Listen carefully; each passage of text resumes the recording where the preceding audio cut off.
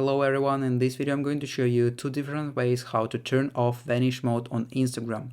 Actually, it's very easy and quick, but you need to watch this video until the end so you won't skip any important steps. So first of all, you need to open your Instagram application, and then here at the top of your screen you need to click on the messages icon.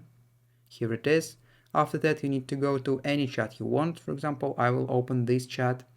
And then at the top of the screen, as you can see, there is a vanish mode message. That means that vanish mode now enabled. So actually vanish mode allows you to delete all messages after closing this chat.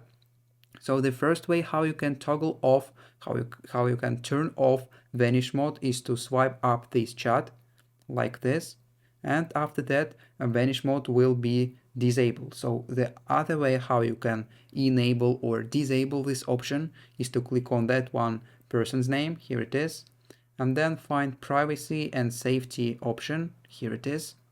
After that there is a vanish mode option. You can toggle on this option if you want, or you can toggle off this option.